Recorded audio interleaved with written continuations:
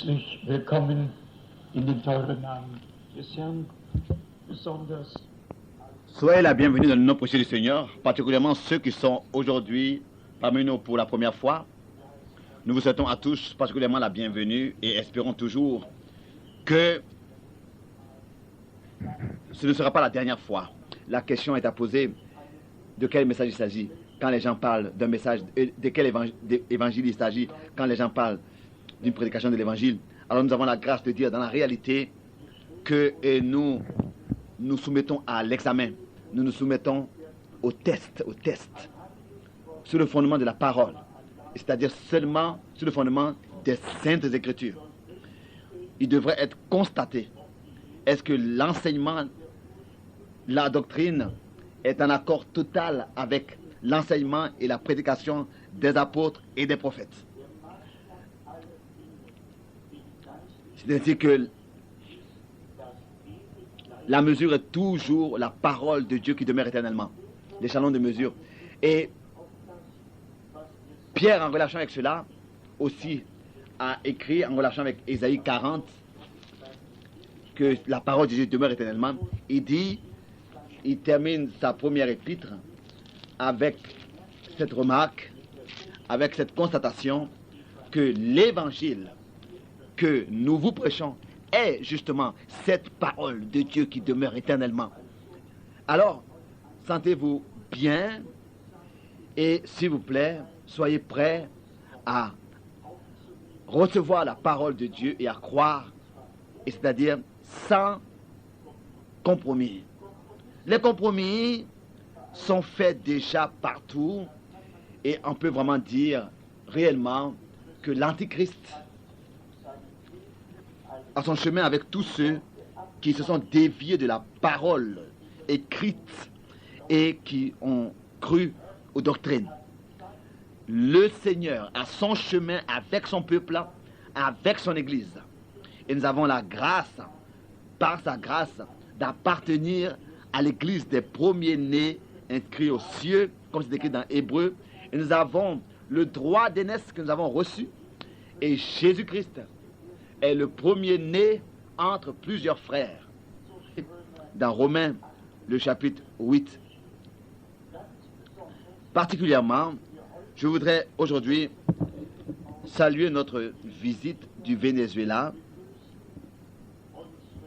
Notre ami, les parents de notre frère Hervin Pacheco sont parmi nous et nous voulons particulièrement leur souhaiter la bienvenue.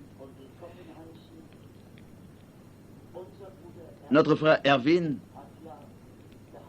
s'est marié et il a pris pour femme notre sœur Myriam de la Finlande. Et ça, c'était justement l'occasion pour laquelle les parents sont venus et nous avons en relation avec cela le désir que les deux, le papa et aussi la maman et aussi la sœur, soient bénis richement d'une manière que leur venue à ce mariage terrestre de leur fils est servi à quelque chose et qu'ils puissent prendre part aux noces de l'agneau. Toujours une invitation que nous transmettons, que nous pouvons transmettre, particulièrement au papa. Nous lui souhaitons une expérience directe du salut avec notre Dieu et aussi à tous les autres membres de la famille et à tous les autres en général. Je ne veux pas non plus manquer d'exprimer à tous les frères dans le ministère vraiment les pensées de respect que j'estime de ce que ministère, ils viennent malgré tout ici écouter la parole de Dieu. Ils pourraient se tenir dans cette position de dire: j'ai été appelé, je suis responsable de l'assemblée locale, je reste là dans ma ville, et que Krefeld soit Krefeld et que Paris soit Paris. Nous avons nos frères de Paris, de Bruxelles, d'Orléans, le frère Kupfer de Strasbourg, et nous avons ici à ma gauche des frères de la Tchèque, de la Slovaquie, Oui, de partout. Le frère Graf de la Suisse. Nous nous réjouissons simplement de ce que Dieu utilise les frères. Simplement, il peut utiliser les frères de différents pays et langues et aussi dans les différentes villes de l'Europe et au dehors de l'Europe, en dehors de l'Europe. En ce moment, le frère Léonard de Bruxelles et le frère Barillier de la Suisse, de nouveau, sont en Afrique, en chemin, en voyage. Et c'est vraiment quelque chose de merveilleux, de ce que Dieu peut utiliser les frères. Et nous partageons la même parole, nous transmettons, nous dispensons la même parole et nous sommes reconnaissants à chaque occasion que nous avons de le faire. Que Dieu bénisse tous, particulièrement tous les frères dans le ministère. Aujourd'hui, nous allons faire une exception. Notre sœur, Marie Fleck, que nous connaissons tous et que nous estimons tous, à son anniversaire aujourd'hui. Et elle ne voulait pas que cela soit mentionné et connu. Mais comme parfois je suis maladroit, en relation avec cela, j'ai une annonce à faire. Je souhaite à notre sœur, pas seulement les bénédictions de Dieu pour le futur. Depuis 1980, la sœur Marie et le frère Siegfried Fleck ici, comme s'occupent de tout ce qui concerne le centre missionnaire, donc en tant que concierge, et que Dieu le Seigneur vraiment puisse bénir richement ce couple. Et j'ai annoncé que je veux annoncer quelque chose. J'ai dit que je vais annoncer quelque chose au cas où des frères et des sœurs ne sont pas habitués à dormir avec beaucoup de personnes comme ça dans un grand dortoir à 30, à 40. Nous avons vraiment la possibilité dans l'hôtel L'Étape pour une chambre, que ce soit pour une ou bien pour deux personnes, pour une nuit, 34 €. Et ces deux hôtels sont faciles à atteindre. L'un des hôtels est directement à côté de la gare de Krefeld et l'autre avec une voiture. Donc, pas plus de 8 minutes en voiture. Et l'autre, c'est sans voiture à côté de la gare, pas loin d'ici à Villers. Et celui qui peut se payer cela, qu'il le fasse, parce que je sais comment je ressentirais si dans une pièce, il y a 20 à 30 personnes, ou bien plus. Il y en a qui le peuvent sans être dérangés, et il y en a qui peut-être ne le peuvent pas. Alors, décidez-vous vous-même ce que vous voulez faire. La possibilité de la nuit de manière privée. Que Dieu bénisse tous, et comme toujours nous le disons, celui qui est droit dans son cœur comprendra toujours tout de la bonne manière, de manière droite et juste. Nous voulons venir à l'observation de la parole, et nous donnons le droit et nous revendiquons ce qui est écrit dans 1 Thessaloniciens, le chapitre 2, au verset 12, dans 1 Thessaloniciens, le chapitre 2, au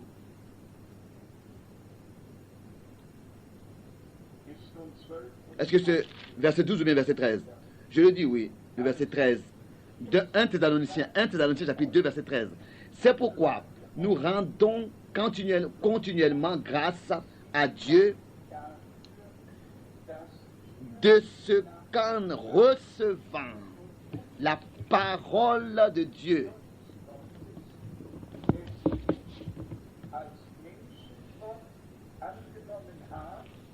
que nous vous avons fait entendre, vous l'avez reçue non comme la parole des hommes, mais ainsi qu'elle est véritablement comme la parole de Dieu, qui agit en vous qui croyez, qui agit en vous qui croyez, qui agit en vous qui croyez. Donc, un prédicateur de la parole de Dieu doit être attentif à ce qu'il prêche, ce qu'il fait entendre, ne soit pas son opinion, ne soit pas son interprétation, mais que ce soit la parole de Dieu dans sa forme originale, telle qu'elle est sortie de la bouche de Dieu. Nous avons le droit, vous avez le droit d'écouter la parole de Dieu telle qu'elle est sortie de la bouche de Dieu lui-même. Et que ses serviteurs, les prophètes et les apôtres, l'ont reçu, révélé et nous l'ont transmis en tant que règle à suivre et à observer. Donc, nous prêchons seulement la parole de Dieu et vous écoutez la parole de Dieu. C'est seulement ce que nous vous faisons entendre. Et cette parole agit en nous qui croyons, agit ce que Dieu s'est fait en nous. Cette parole produit en nous ce que Dieu s'est proposé de faire, ce que Dieu a promis. Avec cette parole, nous allons dans Éphésiens, le chapitre 3, pour ici joindre cela à la parole que nous avons entendue déjà hier. Éphésiens chapitre 3, à partir du verset 14.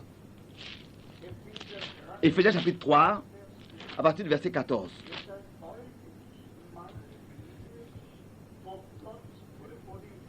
À cause de cela, je fléchis les genoux devant le Père, de qui toute famille dans les cieux et sur la terre tire son nom, afin qu'il vous donne, selon la richesse de sa gloire, d'entendre, d'être puissamment fortifié par son esprit, aux traditions, d'être puissamment revêtu par la puissance de son esprit dans l'homme intérieur, en sorte que Christ habite dans vos cœurs par la foi, étant enraciné et fondé dans l'amour. Dans l'amour.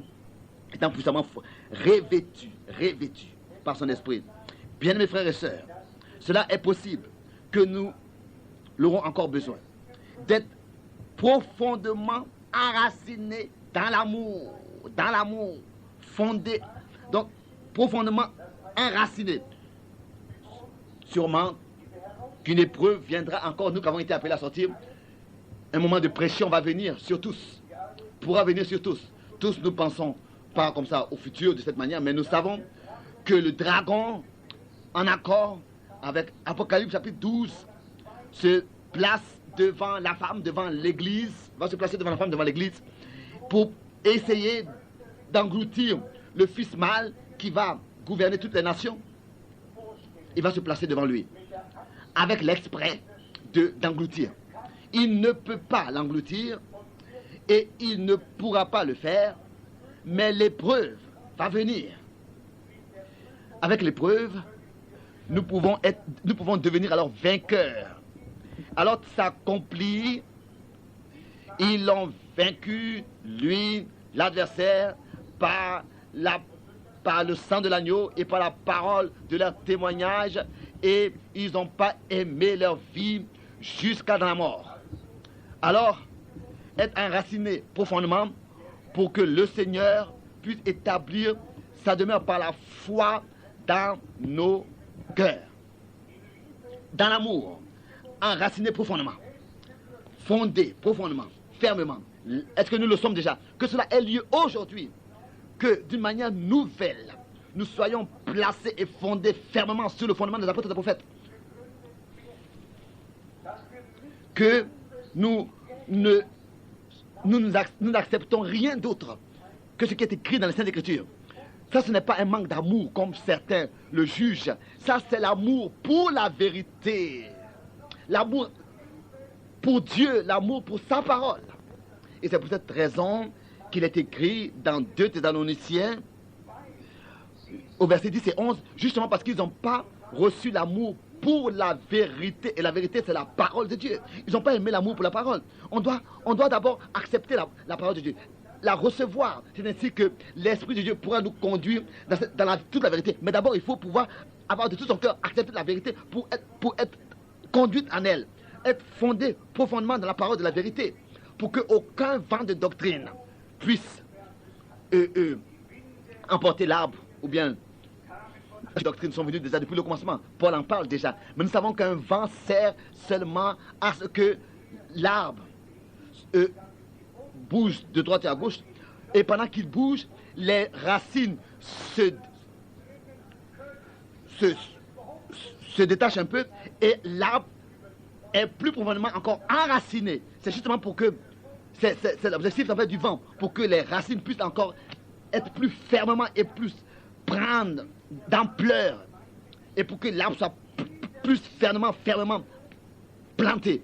Et mes bien frères et sœurs, tout sert à notre bien. Tout vent de doctrine servira à ce que plus profondément et plus fermement nous demeurons dans la parole et nous serons fondés dans la parole de la vérité. Est-ce que vous pouvez dire amen à cela? Car celui qui est né de la vérité, il a un oui intérieur de tout son cœur pour la vérité. C'est ainsi que, en ce qui concerne Romains 8, au verset 14, il ne va pas seulement le citer, que tous ceux qui sont conduits par l'Esprit de Dieu sont enfants de Dieu. Mais cela sera ainsi réellement dans notre vie manifesté, que la parole est confirmée, est devenue vraie, que réellement, ce n'est pas seulement écrit, mais nous sommes dans la réalité conduits par l'Esprit de Dieu dans toute la vérité. Et que le conseil du salut de notre Dieu, chaque enseignement biblique par l'Esprit de Dieu nous a été révélé et montré. C'est ainsi que dans notre brochure, nous avons écrit au commencement, oui, était la parole. Et la même chose doit avoir lieu maintenant, à la fin. Ça ne doit pas être seulement écrit dans Jean 1 au verset 1, au commencement était la parole. Nous devons avec cela aller dans 1 Jean au chapitre 1, au premier verset. Et là, l'homme de Dieu, l'apôtre, dit la chose suivante. Ce qui était dès le commencement. Pas ce qui a été infiltré plus tard, mais ce qui était dès le commencement. C'est ce que nous vous faisons entendre. Pas ce qui a été infiltré plus tard, dans les siècles passés. Et pensez à la parole de 1 Thessaloniciens 2, verset 13. C'est ce que nous faisons entendre. C'est ce que nous vous faisons entendre. Ce qui était dès le commencement. C'est ce que nous vous prêchons. C'est ce que nous vous faisons entendre. Alléluia. Et nous avons l'avertissement tout de suite dans 2 Pierre, au chapitre 3, au 2e verset, où l'homme de Dieu parle du retour de Jésus-Christ et nous avertit, nous exhorte dans 2 Pierre, le chapitre 3, à partir du verset 2, afin que vous vous souveniez des choses annoncées d'avance par les saints prophètes et du commandement du Seigneur et Sauveur enseigné par vos apôtres. Donc, il s'agit de s'attacher à l'enseignement, de s'attacher à la parole de Dieu. Éphésiens 4 au verset 5. Un seul Seigneur, une seule foi, un seul baptême.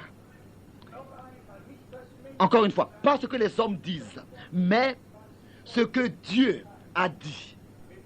Nous faisons cette remarque que tout ce peuple appelé chrétien et tout le peuple religieux est seulement fondé que sur des incompréhensions et ils se couvrent par un manteau de versets bibliques, mais ils ne sont pas en accord avec Dieu et sa parole. Quoi qu'ils se garnissent de versets bibliques, c'est peut-être raison que Dieu a tiré le rideau, a retiré le masque pour que nous puissions voir quel mensonge, quelle tromperie existe dans le christianisme et a pris son cours. Et en même temps, nous avons la grâce de reconnaître que ceci est justement le jour pour être introduit dans la parole de Dieu, pour être enseigné dans la parole de Dieu, pour qu'elle nous soit révélée et que le Seigneur réellement puisse ainsi nous ramener au commencement, à l'église primitive, à l'original. Je m'excuse si maintenant quelques versets bibliques vont suivre, qui en fait, 2 frères de Kinshasa sont en fait, et pour 2 frères de Kinshasa, ils étaient ici déjà vendredi, qui croient à la polygamie, et encore hier soir, et ils veulent obligatoirement infiltrer partout cette doctrine de la polygamie. 2 frères de Kinshasa. Et ils pensent que frère Branham a prêché ça. à enseigner cela. Alors là, nous arrêtons. Et là, nous prenons la parole de Dieu. Et nous venons ici devant. Et nous disons stop. Et nous nous donnons le droit de prendre cette parole en tant que l'absolu, en tant que salut absolu pour tous, pour toutes choses soient dites, même s'ils sont assis ici dans la salle. Nous n'avons rien contre des frères, mais contre des faux doctrines de toute manière. Si Pierre, dans 2 Pierre, le chapitre 2, dans 2 Pierre chapitre 2, au verset 15, parle de frères qui ont quitté le droit chemin, qui se sont égarés en suivant la voie de Balaam, fils de Bois, qui aimait le salaire de l'équité, et ont suivi le chemin de Caïn, etc. Alors on doit savoir que tout cela se répète. 2 Pierre chapitre 2, verset 15. Tout ce qui était déjà depuis le commencement, c'est-à-dire les deux choses. Dans Jude aussi, il est parlé de ceux qui ont suivi le chemin de Caïn. Alors, la parole originale, la parole des prophètes et des apôtres, telle qu'elle a été établie dans l'Église. Et nous sommes fondés sur l'enseignement des apôtres et des prophètes. Et malgré tout, les apôtres écrivent déjà dans leurs jours, autrefois, à la fin du 1er siècle, que des frères iront partout et vont infiltrer des doctrines étrangères, vont infiltrer au peuple leurs propres opinions et interprétations. À Timothée, Paul écrit: mais toi, homme de Dieu, prêche la parole, tant convenable ou pas convenable. 2 Timothée chapitre 4. Je voudrais seulement lire les versets que je me suis notés et les donner à ses frères et à tous les frères dans l'Afrique qui croient à la polygamie, qu'on a le droit d'avoir plusieurs femmes en même temps. Avec la demande de lire la parole de Dieu et de la croire telle qu'elle est écrite.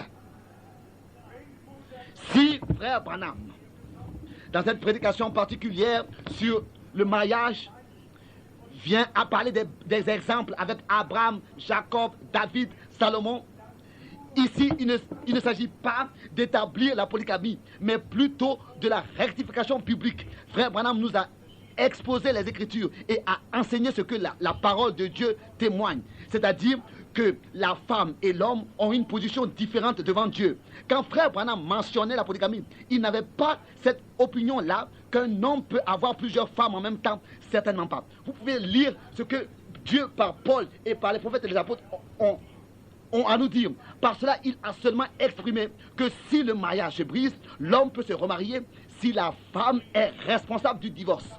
Alors on peut aller par exemple dans 1 Corinthiens chapitre 7, dans 1 Corinthiens chapitre 11. Si on lit tous ces chapitres, alors on remarque, n'est-ce pas, ce que l'homme de Dieu avait devant les yeux, conduit par l'Esprit de Dieu, quand il écrit que la femme n'a pas été,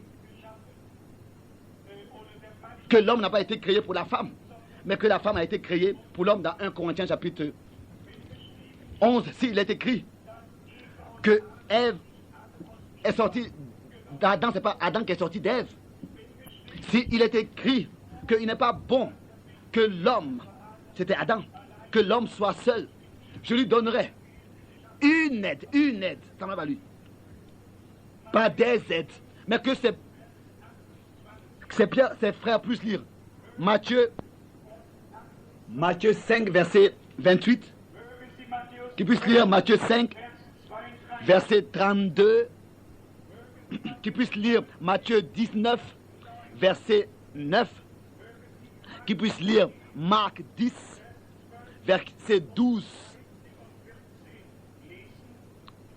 13 et 14, qu'ils puissent lire Luc 16, verset 18, qu'ils puissent lire Romains 7, verset 2 et 3, qu'ils puissent lire 1 Corinthiens 7, verset 15, qu'ils puissent lire 1 Corinthiens 3 et 11, 1 Corinthiens 11, verset 3, et ensuite 1 Corinthiens 11, verset 8 et 9, qu'ils puissent lire 1 Corinthiens 7, verset 2, et qu'ils puissent, avec cela, aller dans Genèse chapitre 3, verset 13, et revenir, faire le pont à Matthieu 19, le verset 4.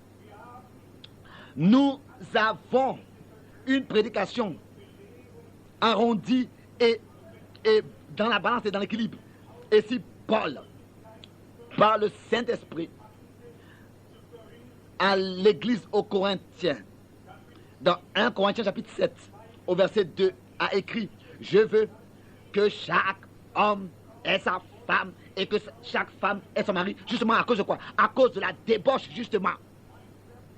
Donc ça, c'est un ordre absolu pour l'église du Nouveau Testament.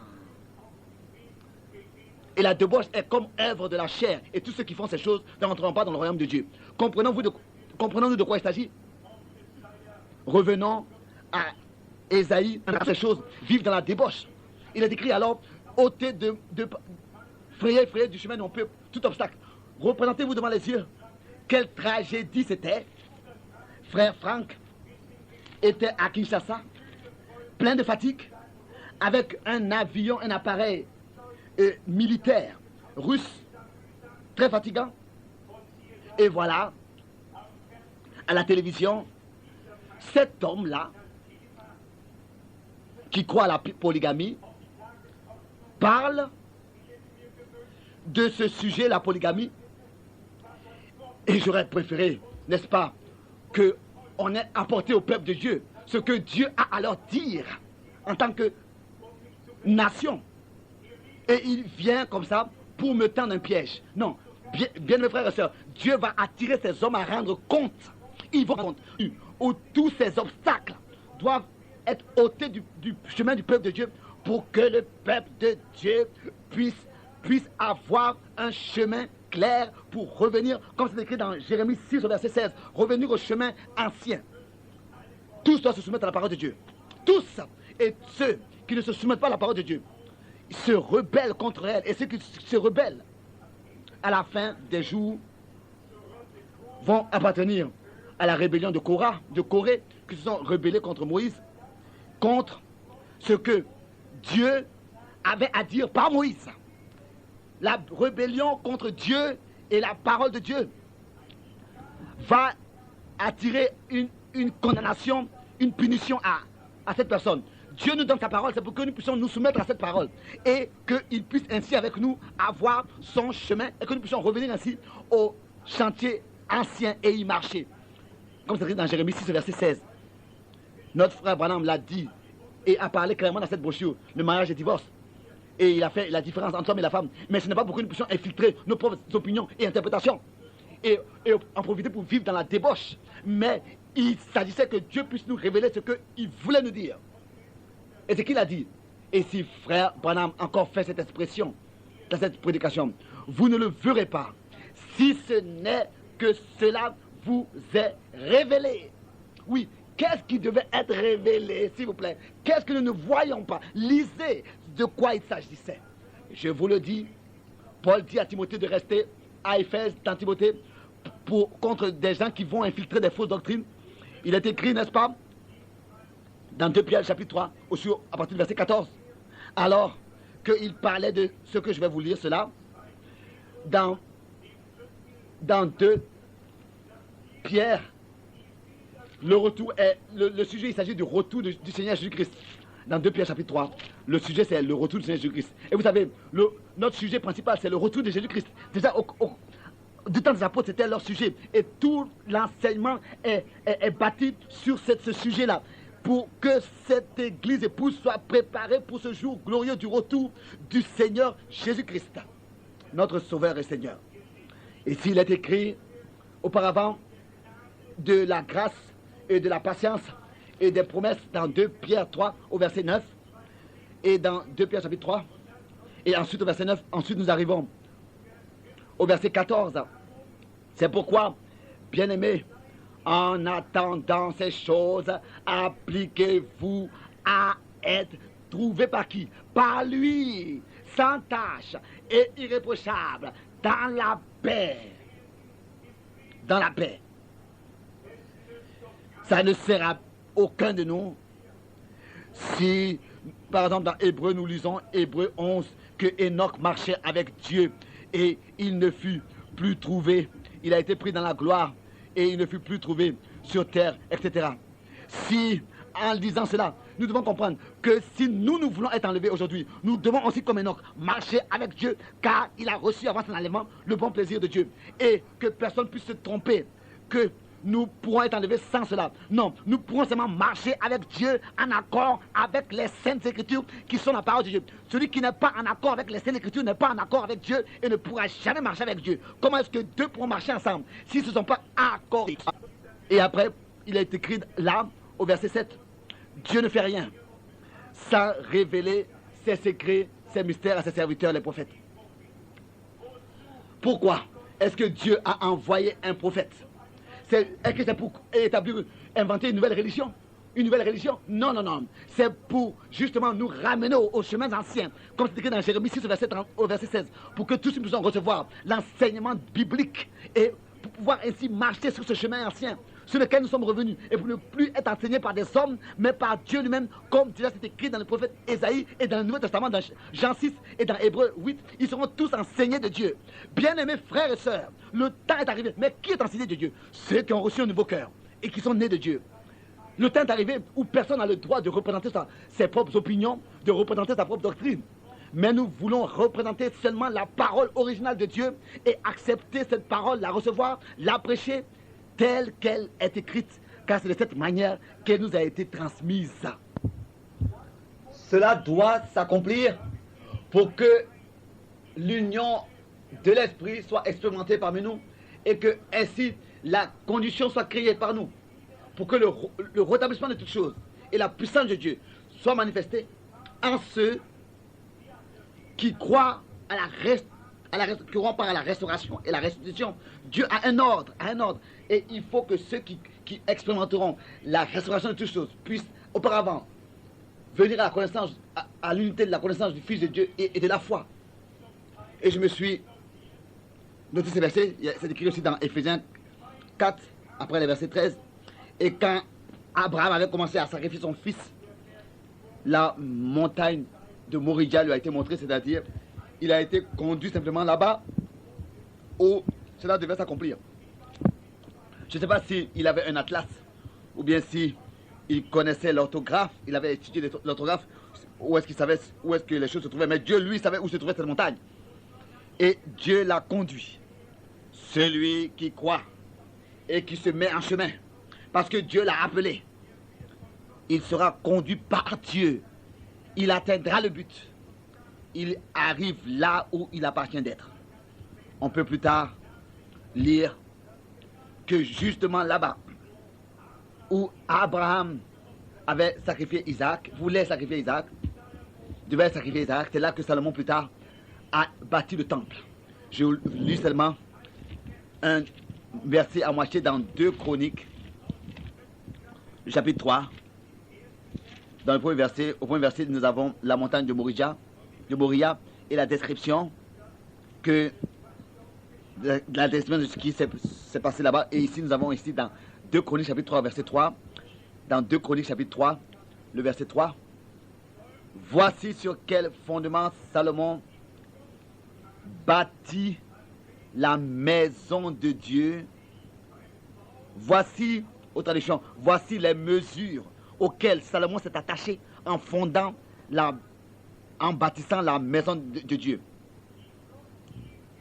Il devait s'attacher aux mesures qui lui avaient été transmises. David voulait bâtir une maison à l'Éternel, mais il avait versé le sang et fait des guerres et fait des choses qui n'étaient pas agréables à Dieu. Et Dieu voulait le bon plaisir. Dieu voulait son bon plaisir. Son bon plaisir. Il ne voulait pas comme ça avoir une maison qui lui soit bâtie. Il voulait une maison dans laquelle des hommes se réunissent en communion avec lui, sur laquelle son bon plaisir se repose. Parce qu'il a établi sa demeure, il voulait établir sa demeure parmi eux. Alors Salomon s'est attaché à ce qui lui avait été montré comme mesure, ce qui lui a été confié.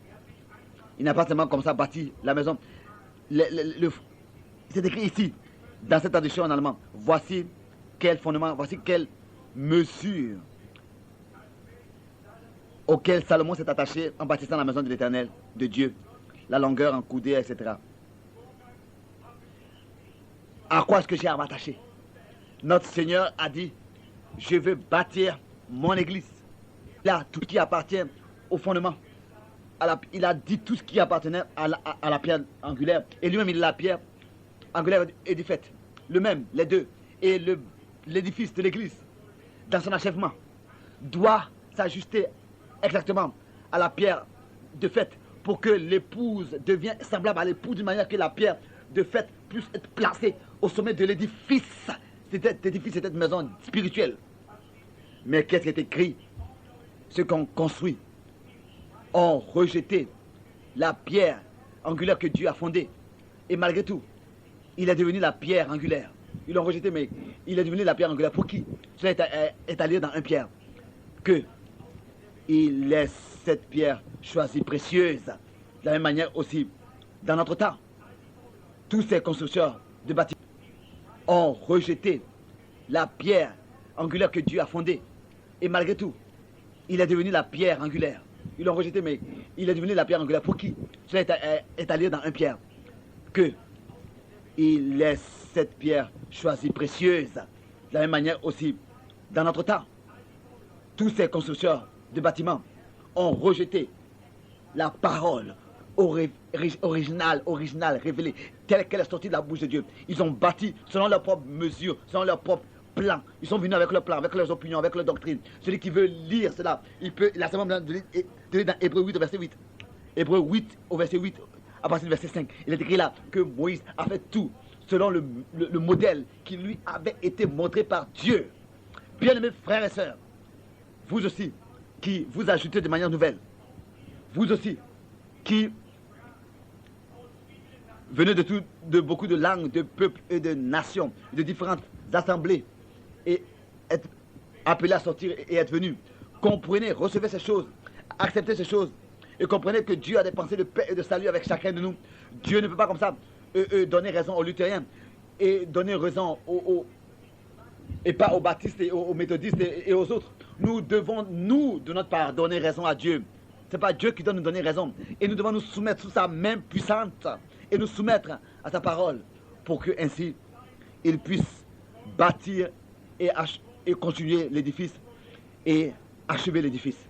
Achever pour le jour glorieux de son retour. Celui qui a dit qu'il bâtit son église, il a fondé et il achève dans notre temps. Et il n'y a plus de place pour la diplomatie et pour les compromis. Mais comme le Seigneur autrefois avait parlé ouvertement, c'est ainsi qu'il le fait encore aujourd'hui. Nous n'avons rien à voir à faire avec la diplomatie et la parole. Laissez-moi lire cela. Encore aujourd'hui, la parole a sa valeur. Et laissez-moi lire cela dans Hébreux, le chapitre 4.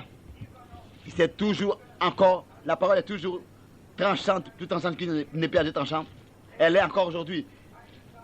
Elle pénètre et elle est agissante, elle est vivante. Et bien mes frères et sœurs, je souhaite qu'aujourd'hui, elle pénètre. Et que nous puissions tous comprendre, nous n'avons rien à avoir à faire avec un homme. Nous n'avons pas à avoir affaire à un homme. Nous n'avons pas affaire à un homme ou bien et à son plan, mais à Dieu et à son conseil du salut. Et ce plan du salut qu'il achève avec l'Église du Nouveau Testament avant de se révéler à Israël. Et nous avons ici entendu notre frère Branham.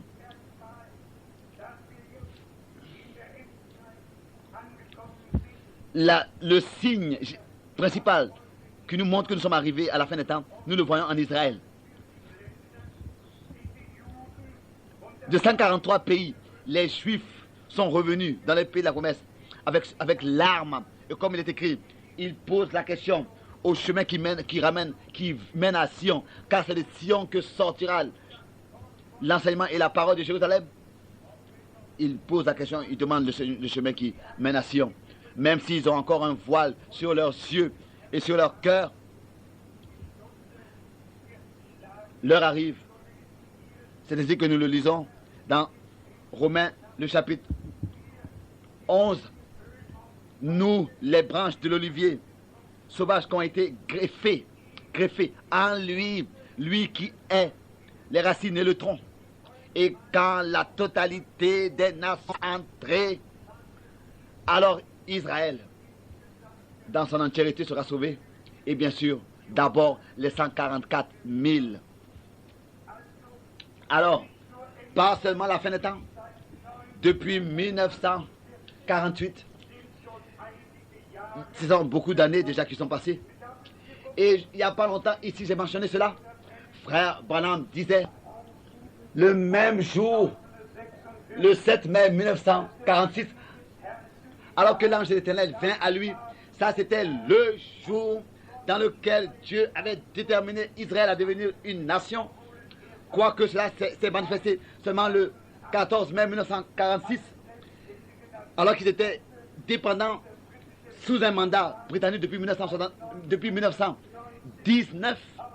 Mais Dieu a pris soin de tout. Le figuier n'a pas seulement retrouvé vie, mais il reçoit des fleurs et il fleurit. Et donc il reprend vie. Et le temps est avancé, le retour du Seigneur est devant la porte. Israël, c'est le signe. Alors nous voulons mettre l'importance sur la parole, telle qu'elle sort de la bouche de Dieu, du Seigneur. C'est écrit dans Apocalypse 1. Aussi l'épée qui sort de sa bouche, ici dans Hébreux 11, verset 11. Hébreux chapitre 4, verset 11.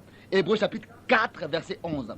Empressons-nous donc d'entrer dans ce repos, afin que personne ne tombe en donnant le même exemple de désobéissance. Le même exemple de désobéissance. La désobéissance est comme le péché de l'idolâtrie. Et mes bien-aimés, la désobéissance n'entrera pas au ciel. La désobéissance n'entrera pas là-bas. La désobéissance est liée à l'incrédulité et nous conduit par le nez sur nos propres chemins et notre propre pensée. Le Fils de Dieu qui mourut pour nous, qui a versé son sang, qui a donné sa vie, était obéissant. Obéissant jusqu'à la mort de la croix. Et c'est ainsi que par lui, nous sommes revenus, nous avons été rapportés à la foi et à l'obéissance pour que nous puissions sortir de toute la désobéissance et que l'obéissance de la foi soit créée en nous et que nous puissions sortir du domaine des ténèbres et être ravis dans le royaume de son Fils, comme c'est écrit dans Colossiens chapitre 1, verset 13 et 1 Pierre chapitre 2, à partir du verset 9 et 10. Comme selon la parole de l'Écriture dans Jean 8, verset 12, celui qui me suit ne marchera pas dans les ténèbres. Celui qui suit un évangéliste, même un prophète, qu'il puisse, il demeurera dans les ténèbres. Mais celui qui suit le Seigneur, il est la lumière, le Seigneur est la lumière. Toutes les autres choses, comme Jean-Baptiste, peuvent rendre témoignage de la lumière, mais ils ne sont pas la lumière. Aucun prophète est lumière, ou bien vie, ou bien chemin, ou bien vérité. Tout cela est notre Seigneur. Tout. Et nous rendons témoignage de lui et nous disons que celui qui le suit ne marchera pas dans les ténèbres. Non plus sur des versets bibliques, sur des enseignements bibliques, sur le sujet de la divinité, du baptême et tous ces sujets. Personne ne demeurera dans les ténèbres. Lisons encore ici, comme il est écrit dans 1 Pierre chapitre 2 verset 9. Et il est écrit ici dans Hébreux 4 au verset 11 et 12 maintenant, car la parole de Dieu est vivante et efficace, plus tranchante qu'une épée quelconque à deux tranchants, pénétrante jusqu'à partager âme et esprit, jointure et moelle. Elle juge les sentiments et les pensées du cœur. Du cœur. Aussi maintenant, pendant que nous écoutons la parole de Dieu, nous devons nous laisser juger par la parole de Dieu. Est-ce que, avec nos opinions, nos pensées, nous pouvons nous tenir devant Dieu ou pas? Nos pensées doivent être les pensées de Dieu.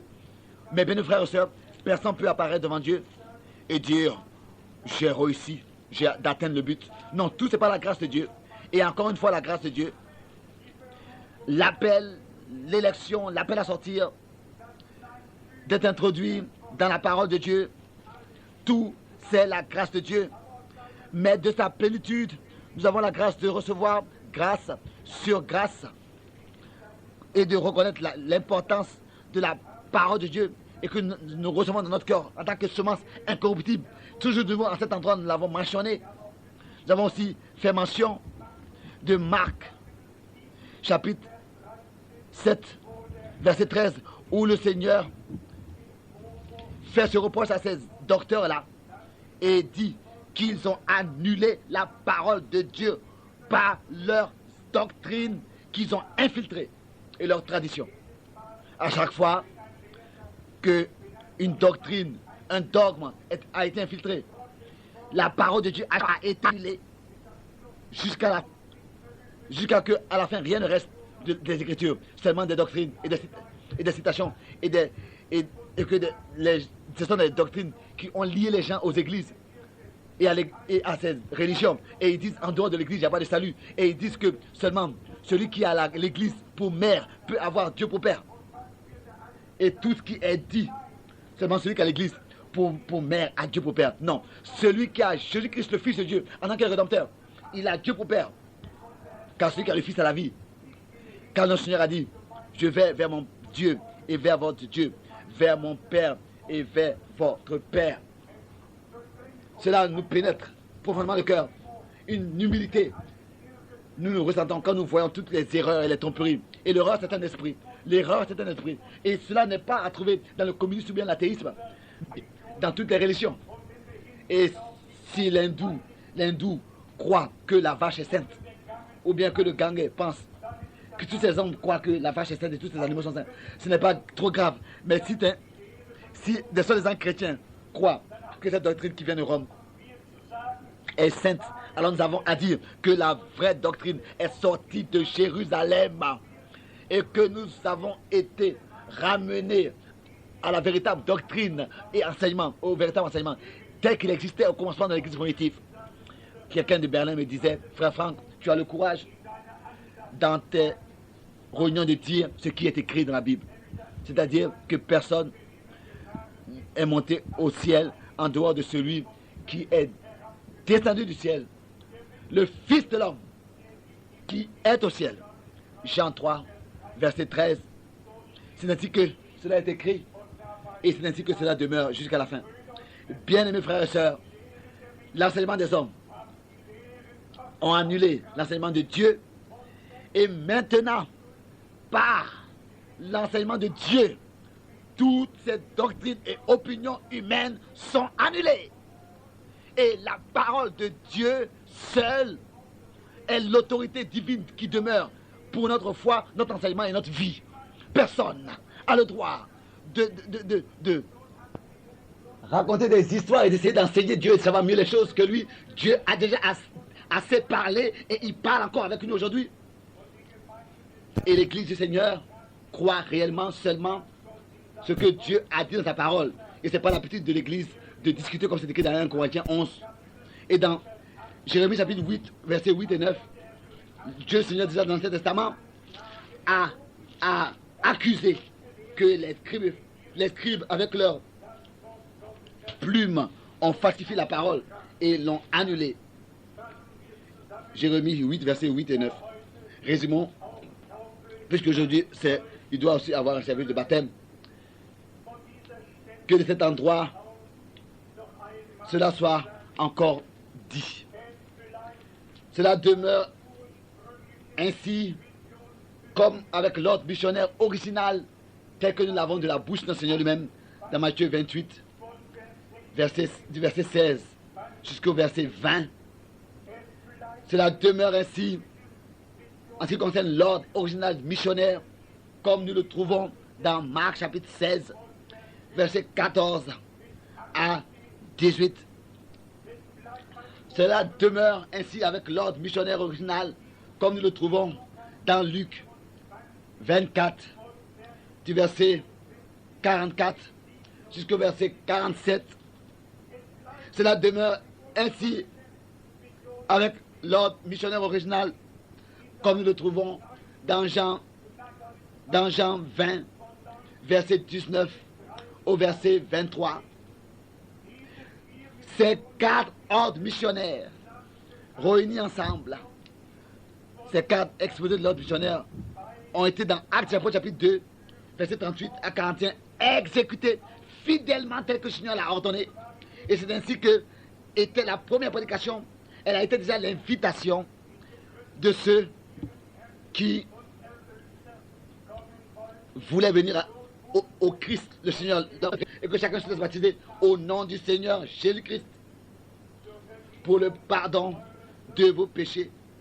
Et c'est ainsi que vous recevrez le don du Saint-Esprit, car à vous est la promesse et à tous ceux que le Seigneur appellera en aussi grand nombre.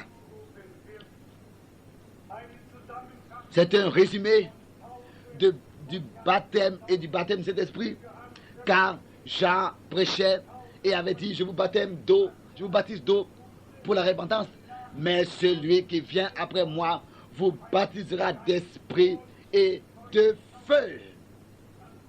Le jour de la Pentecôte, Pierre, sous la conduite du Saint-Esprit, en résumé, nous pouvons lire 2 à partir du verset 38 et 39.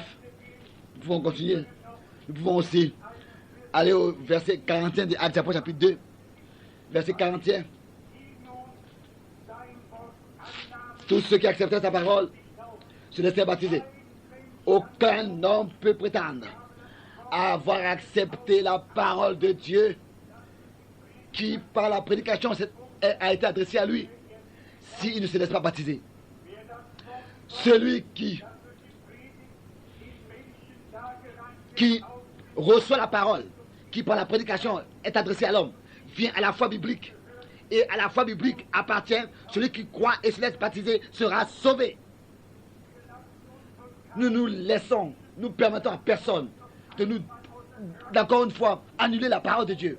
Mais elle demeure dans sa puissance, dans sa valeur, dans la puissance de Dieu.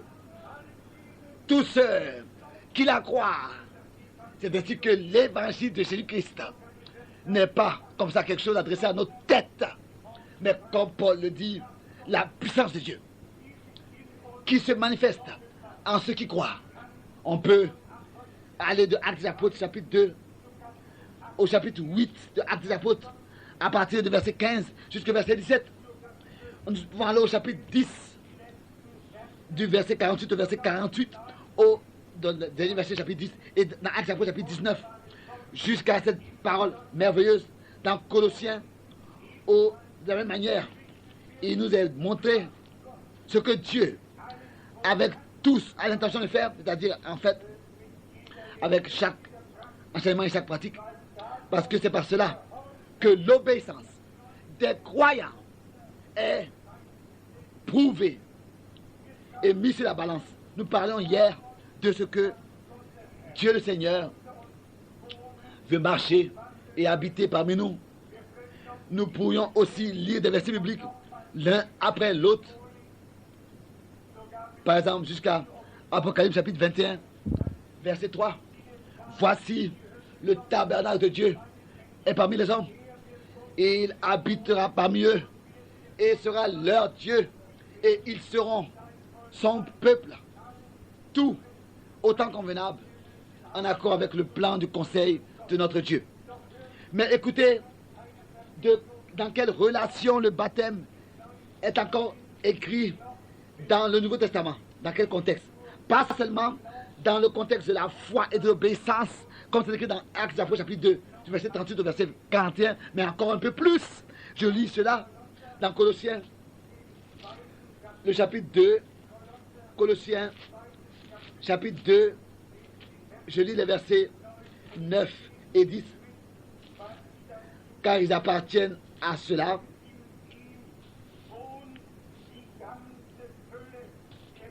Car en lui habite corporellement toute la plénitude de la divinité. Et vous possédez toute cette plénitude en lui, qui est le chef de toute domination et de toute autorité. En lui, vous avez aussi ils avaient été aussi circoncis d'une circoncision que la main n'a pas faite. Mais de la circoncision de Christ qui consiste dans le dépouillement du corps, de la chair, ayant été enseveli avec lui par le baptême, vous êtes aussi ressuscités en lui et avec lui par la foi en la puissance de Dieu qu'il a reçu des morts. Cela appartient, cela va ensemble. Toute la plénitude de la divinité habitait dans le Rédempteur. Il était le seul qui pouvait dire: celui qui m'a vu a vu le Père. Moi et le Père, nous sommes un.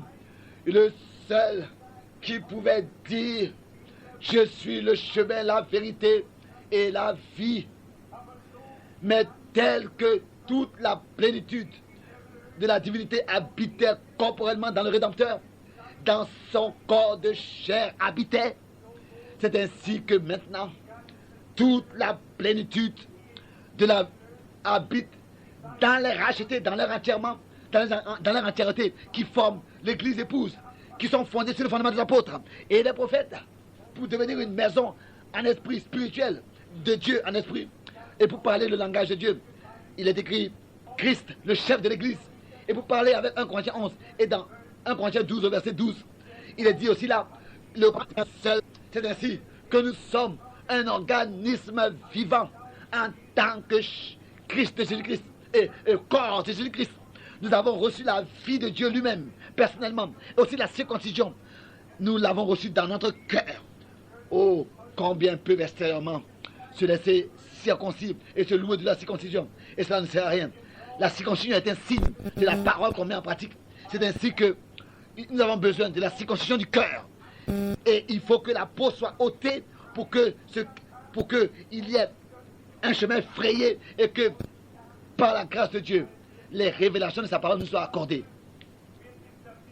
C'est ainsi que le baptême est apporté en relation avec la circoncision, que ceux qui sont devenus croyants se dépouillent du vieil homme et expérimentent une circoncision. Tout ce qui n'appartient pas au nouvel homme et encore à la vieille vie doit être circoncis, doit être ôté, doit être enlevé. Selon Éphésiens chapitre 4, à partir du verset 22, que nous soyons entièrement, profondément renouvelés et que le vieil homme soit dépouillé et la vieille nature, et que le nouvel homme qui est créé selon son créateur, selon la sainteté qui crée la vérité, nous puissions le revêtir. Mais bien aimés frères et sœurs, avons-nous dépouillé le vieil homme, avons-nous revêtu le nouvel homme, avons-nous dépouillé le vieil homme, avons-nous abandonné notre moi dans la mort, dans la tombe, pour que Christ puisse vivre en nous? Est-ce que nous sommes morts avec lui? Est-ce que nous sommes ressuscités avec lui pour marcher désormais en nouveauté de vie? Est-ce que ces choses sont devenues réalité en nous? Selon Galates 2, versets 19 et 20, aussi Romains 6, et que cela nous soit dit ici, dans Colossiens 2, il est écrit ici, tel qu'il a été crucifié dans la faiblesse et qu'il est mort, mais en puissance, par la résurrection, par la puissance de la résurrection, il a apparu en vie. Alors, si nous sommes morts avec Christ, alors cela a lieu pour nous, comme cela a eu lieu pour l'agneau de Dieu. Il n'a pas ouvert sa bouche. Il mourut. Il a laissé toutes les reproches qu'on lui faisait, tout ce qu'on mettait sur son épaule. Il a laissé tout, il n'a rien dit. Il a remis tout entre les mains de Dieu, qui juge de manière juste, le juge juste. Il n'a rien dit. Il a dit: j'ai la puissance de donner ma vie et de la reprendre. Il n'a rien dit. Il est resté tranquille et muet. Il est mort selon la chair. En esprit, il est allé dans les endroits inférieurs de la terre. Et il a vaincu tout ce qui existait là. La mort, l'enfer, le diable. Le troisième jour, il est ressuscité puissamment. Bien mes frères et sœurs, nous aussi, nous avons vaincu la mort. Mort, où est ton aiguillon? Enfer, où est ta victoire? Il faut que cela doit être seulement manifesté. Et cela sera manifesté dans la résurrection. La mort a perdu son droit sur nous. C'est seulement un passage du temps dans l'éternité pour le croyant. Maintenant, une parole adressée à tous les jeunes et aussi à tous ceux qui se sentent touchés par la parole. Parfois, cela arrive que des jeunes grandissent, les enfants grandissent et les parents ont fait leurs expériences avec Dieu, leurs expériences du salut, et portent bien sûr un désir ardent dans leur cœur que aussi leurs enfants, leurs expériences du salut avec Dieu, et expérimenter une conversion originale, un baptême de cet esprit original, et que les enfants viennent à la foi, et que ensuite, par le baptême, cela soit prouvé qu'ils croient bibliquement, qu'ils sont devenus croyants bibliques. Pensons encore à celui qui était venu de l'Éthiopie, dans Actes des Apôtres. Comment est-ce qu'il revenait du chemin de Jérusalem et il lisait dans le prophète Ésaïe. Et Philippe lui a apporté l'évangile de Jésus-Christ avec Ésaïe 53. Et il a demandé à Philippe, qu'est-ce qui te tient en obstacle encore à mon baptême? Voici de l'eau pour que je sois baptisé. Et Philippe a dit, si tu crois de tout ton cœur, rien ne se tient en obstacle. Et particulièrement les jeunes frères et sœurs, si vous n'avez pas encore été baptisé bibliquement dans le nom du Seigneur Jésus-Christ, dans le nom de la nouvelle alliance, notre Seigneur Jésus-Christ, Yahshua, le nom de la nouvelle alliance, en hébreu, Yahvé Sauveur, Yahvé de l'Ancien Testament, est Jésus et Yahshua du Nouveau Testament, le même Seigneur qui marchait dans le jardin d'Éden, dans l'Ancien Testament, dans un corps spirituel, mais dans le Nouveau Testament, dans un corps de chair, pour pouvoir nous racheter et nous ramener dans l'état voulu de Dieu au commencement spirituel. C'est pour cette raison que c'est nécessaire, et je le dis encore ici, pas seulement en tant que, et remarque, en parenthèse, celui qui lit l'histoire des églises, aussi de Paul Rubens, de Herzog, ou bien de Schmitt, et tous ceux qui ont écrit l'histoire de l'église, celui qui lit les différents livres de l'histoire de l'église peut voir jusqu'à dans le 2e siècle, des hommes ont été baptisés au nom du Seigneur Jésus-Christ. C'est seulement après que ces soi-disant pères de l'église, avec leur spéculation sur Dieu, ont commencé à faire des fantaisies. C'est seulement après que les hommes ont infiltré leurs interprétations dans la parole. C'est seulement après que la révélation n'existe plus et qu'on a fait que répéter la lettre de Matthieu 28 sans que cela soit révélé par le Saint-Esprit et être conduit dans toute la vérité par l'Esprit de Dieu, dans la signification du nom de Jésus pour nous en tant que peuple de la Nouvelle Alliance. Il a fait l'alliance avec nous sur la croix à Golgotha, et il a dit dans Matthieu 26 au verset 26, ceci est la Nouvelle Alliance dans mon sang. L'alliance est faite, nous sommes devenus enfants de la Nouvelle Alliance et nous devons nous laisser baptiser dans ce nom unique dans lequel Dieu en tant que Père au ciel et dans le Fils sur terre et par le Saint-Esprit dans l'Église s'est révélé un seul merveilleux nom glorieux, et il n'a pas été donné un autre nom aux hommes pour être sauvés. Il ne s'agit pas ici d'un titre ou bien des titres, mais un nom a été donné aux hommes, pas des titres, pour être sauvés.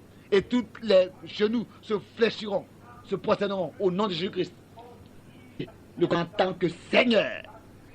Résumons encore une fois, Dieu puisse nous accorder à tous sa grâce maintenant, à la fin des jours, avant le retour de Jésus-Christ, de prendre notre décision pour lui et pour sa parole. Et que cela soit dit clairement. Seulement celui qui vraiment marche sur le chemin de Dieu pourra aussi continuer à marcher de manière juste sur ce chemin, et c'est ainsi qu'à la fin, sur ce chemin, nous atteindrons le but. Celui qui marche dans ses propres chemins et continue à le faire, auprès de Dieu, il n'aura pas de chance. C'est pour cette raison qu'aujourd'hui, tous, nous vous appelons, de loin et de près, consacrez votre vie au Seigneur une fois pour toutes, soit corrigé et que les pensées de Dieu vous soient révélées pour que vous puissiez marcher dans le chemin de Dieu, que toutes les doctrines et les opinions humaines soient mises de côté et que l'enseignement de Dieu, la parole de Dieu, soit établi et est la seule valeur. Même si aujourd'hui, nous l'avons répété plusieurs fois et que nous avons un service de baptême et que plusieurs seront là qui veulent se laisser baptiser. Nous voulons savoir, lever les mains. Ce n'est pas à moi ou bien à nous que vous plaisez en faisant cela. Vous prouvez seulement que vous avez accepté le salut, votre salut, et que votre vie a pris fin, et votre chemin aussi, et que le Seigneur est devenu votre vie, et votre chemin, et votre vérité, et que la parole est devenue votre vérité, la vérité qui est l'absolu pour vous. Que Dieu le Seigneur puisse bénir chacun par sa grâce et résumer tout ce que j'avais entendu ce matin, et que aujourd'hui la parole de Dieu soit tranchante, plus qu'une épée à deux tranchants. D'abord, elle pénètre et elle sépare âme et esprit. Et ensuite, c'est ainsi que nous sommes placés sur le chemin de Dieu et dans l'obéissance de la foi, à partir de maintenant, aller de l'avant. Lui, le Seigneur, le Dieu Tout-Puissant, qui a promis de marcher et de vivre parmi nous et d'habiter, duquel il est écrit. Il est celui qui marche parmi les 7 anges de Lénore, qui a les 7 étoiles entre ses mains et qui nous a apporté le dernier message par sa grâce. Le message de l'appel à sortir, de la correction et de la restitution de tout. Tout est inclus dans ce message. Toutes les promesses que Dieu, dans sa parole, par sa grâce, nous a accordées. Tout ce dont nous avons besoin de faire, c'est seulement de dire oui. Et dans la foi et l'obéissance de la foi selon la parole, agir, vivre et marcher et nous conduire. C'est ainsi que nous pourrons nous attendre à la paix de Dieu et le Dieu de paix qui sera avec nous. Et nous pourrons avoir la certitude de la foi et dire que cela a servi à quelque chose d'aller à la réunion là-bas et d'entendre la prédication et d'être bénis par Dieu lui-même. Tous ceux qui désirent marcher, qui marchent selon cette règle, comme c'est écrit dans Galates 6, verset 14, que tous ceux qui marchent et qui vivent selon cette règle, que la paix de Dieu soit avec eux, que le Dieu de paix soit avec eux, que sa grâce et sa miséricorde soient avec eux, et qu'il laisse lui sa face sur nous et nous accorde sa paix par sa grâce, dans le saint nom de Jésus-Christ. Amen. Levons-nous pour la prière. Geliebter Herr, du ewig treuer Gott, Seigneur notre Dieu, toi, Dieu fidèle éternel, wir kommen alle, nous venons tous so wie wir sind, tels que nous sommes, sans exception, pas seulement ceux qui vont se laisser baptiser, mais nous venons tous, car tu as parlé avec nous par ta parole, et nous croyons, et nous voulons te suivre dans la foi, dans l'obéissance de la foi. Bien-aimé Seigneur, que tu puisses faire grâce à chacun de nous, et que la prédication puisse être semblable à notre vie, que notre vie puisse s'accorder à la parole que nous entendons, que la conduite de ton esprit ait lieu avec chacun de nous, en accord avec ta parole, que tous nous soyons conduits par ton Saint-Esprit, pour que, unis ensemble, nous soyons enseignés tous par toi, pour que nous puissions arriver à l'unité de la foi, ayant la même révélation, comme il est écrit que c'est l'onction que nous avons reçue du Saint, qui nous enseigne. Oh Seigneur notre Dieu, nous te remercions que tu es agissant par la parole, par ton esprit, par ton sang. Encore aujourd'hui, tu es puissamment présent. Et ta parole ne revient pas vide à toi, mais elle produit l'effet pour lequel tu l'as envoyé. Bien-aimé Seigneur, à toi, ton Église te soit consacrée, ton peuple te soit consacré dans le monde entier. Bâtis ton Église, que tu puisses l'achever et venir la chercher bientôt. Tu as donné la promesse et tu l'accompliras. Bientôt tu l'accompliras. Et alors tu accompliras. Ceux qui furent prêts, celles qui furent prêts, entrèrent avec lui dans le repas de noces, comme c'est écrit dans Matthieu chapitre 25, et les portes se sont fermées. Que cette heure puisse servir à ce que nous soyons conduits dans l'obéissance de la foi et que tous les obstacles soient ôtés du milieu de ton peuple, comme c'est écrit dans Isaïe 57, et que tu puisses avoir ton chemin avec nous, sur le fondement de l'autorité de ta parole et de l'œuvre accomplie de la rédemption. J'ordonne que Satan quitte tous tes hommes et que tu aies le contrôle sur chacun ici présent. Ton esprit se meut et agit puissamment parmi nous. Marche et parle et habite et vit et sauve et guérit et délivre et fait de grandes choses telles que tu les as fait dans les âges bibliques.